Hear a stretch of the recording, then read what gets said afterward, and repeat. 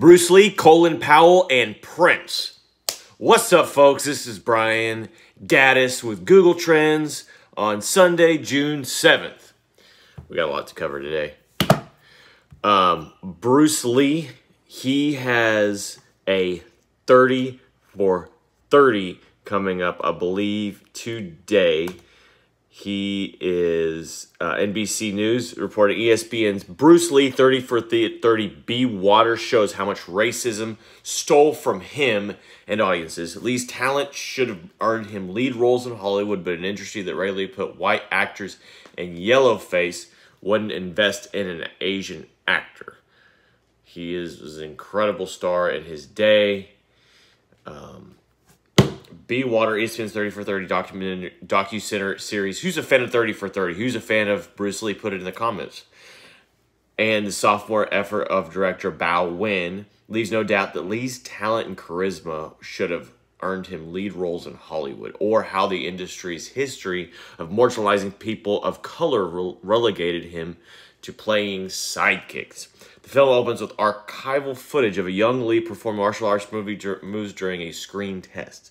Calm and collected in front of the camera and amazingly nimble in a suit and tie. Wow. Could you imagine doing martial arts in a suit and tie?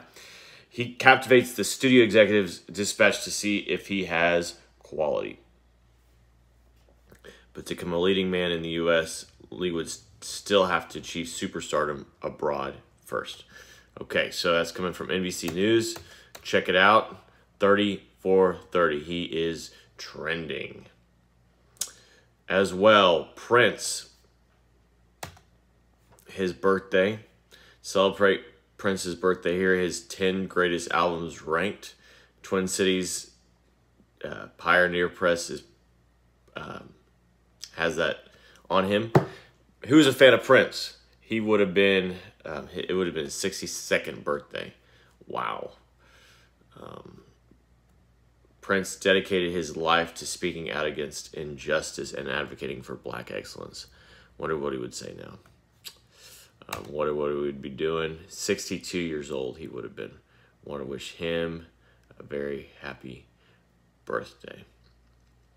As well, we have Colin Powell making some comments. CNN is posting Colin Powell, Trump has drifted away from the Constitution. Very, very stark words. Former Republican Secretary of State Colin Powell said Sunday that President Donald Trump has drifted away from the Constitution. Wow. Adding to a growing list of former top military officials who have strongly criticized the president's response to the nationwide protests surrounding the police killing of George Floyd. If you remember, James Mattis made some comments recently. We have a constitution, and we have to follow that constitution, and the president has drifted away from it. Powell, a retired general who served under President George W. Bush, told CNN's Jake Tapper on State of the Union. The comments from Powell, the first African-American Secretary of State and Chairman of the Joint Chiefs of Staff, added to a growing list of reviews made in recent days by former top officials who have expressed discontent with Trump's strongman approach to the protests sparked by the death of Floyd, a black man who was killed in late May by a white police officer in Minneapolis. Powell said he's proud of what a number of former generals, admirals, and diplomats have said about Trump's response last week to the widespread protests, adding that he hadn't released a public statement denouncing Trump's response because he felt he had demonstrated his displeasure with Trump in 2016 when he didn't vote for him. Okay. Or voted against him. Okay, what do you think? What do you think about the president's approach to all this in regards to the protests? I know I've never seen protests and riots. Mainly, I mean, it's mainly protests of this magnitude in my lifetime, I believe, but maybe I was just ignorant to the fact of it when I was younger.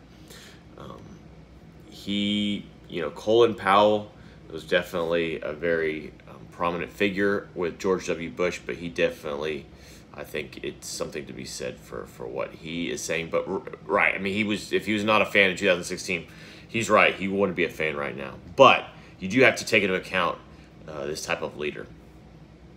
So, what do you think?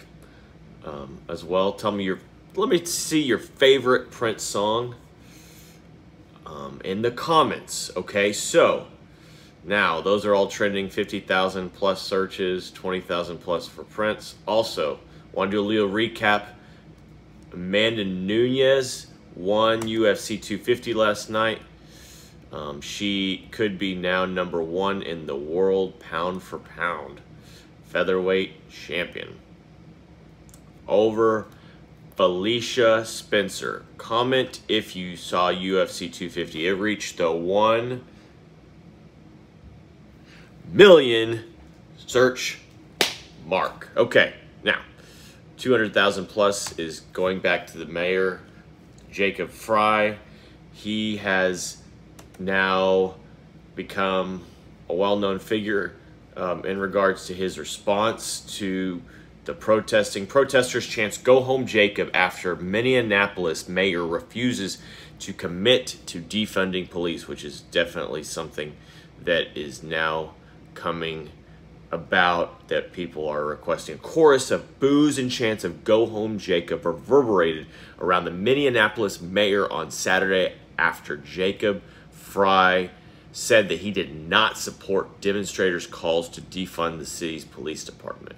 The scene came as thousands packed the streets of Minneapolis to protest the police killings of George Floyd and other African Americans, and as calls grow for local leaders to defund, downside, or even abolish police departments. On Saturday, a group of demonstrators marched to Fry's house and pushed for him to voice his opinion on the issue after he joined them outside. Well, he did join them outside. In videos that spread quickly across social media, protests organizer asked Fry whether he would commit to defunding the Minneapolis Police Department. Put him on the spot. The speaker noted that Fry's re-election could hinge on his response before handing over a microphone. Definitely look for this video. After Fry said that he did not support the demonstrators' demands, the speaker promptly smashed the microphone and said, "Get the blank out of here." The crowd then erupted in boos and repeatedly chanted, "Go home, Jacob, go home." Fry is then seen walking through a massive protest as he continues to shout, "Go home," and "Shame." Fry, a former civil rights attorney who was elected mayor in 2018, later told CNN affiliate WCCO-TV that he supported implementing massive restructural reform to revise what he described as a racist system. A lot going on. My heart and prayers go out to everybody involved, affected by racism. We have to do something. Comment what you think about the mayor's response. No, it's a crazy situation. Former NFL receiver we would like to extend our condolences to was killed in Florida last night. Rache Caldwell, Donald Rache Caldwell, who spent 7 seasons in the NFL as a wide receiver after a stellar career at Florida, was killed in his hometown of Tampa, Florida on Saturday night. His mother confirmed to TMZ. He was 41. Confirmed to ESPN there was a homicide. Wow, would not say whether Caldwell had been killed. Caldwell helped lead the Gators to an SEC championship in 2000. He was selected in the second round of the 2002 NFL draft by San Diego Chargers, where he played until 2005 before signing with the New England Patriots in 2006. He was a Patriots leading receiver that year with 760 yards. So sad, so incredibly sad. Our condolences go out to that family. So that's trending. Those are trending. Birthdays today. Fetty Wap is 2929. Fetty Wap. Baby, won't you come my way? All right, that's all the singing you can get out of me. I can't believe I just did that. Okay, so anyway, Fetty Wap, he's 29 years old today. Iggy Azalea is 30.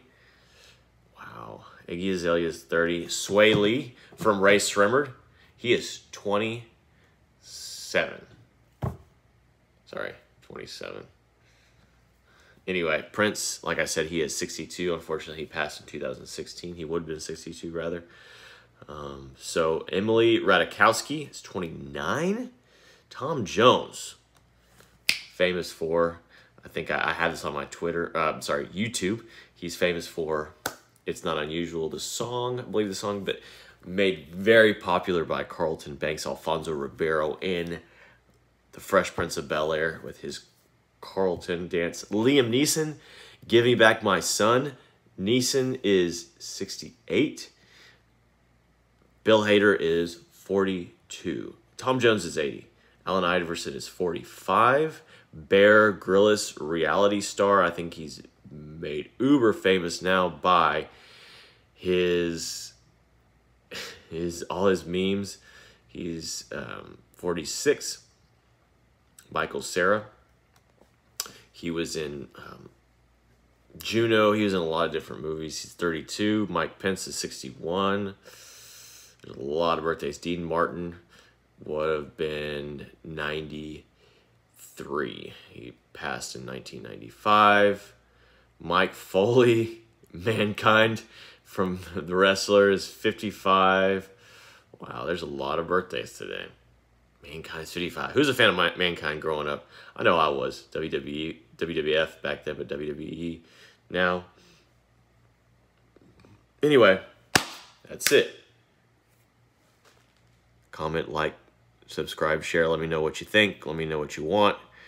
All that good stuff. Today is June 6, 2020, and we are out.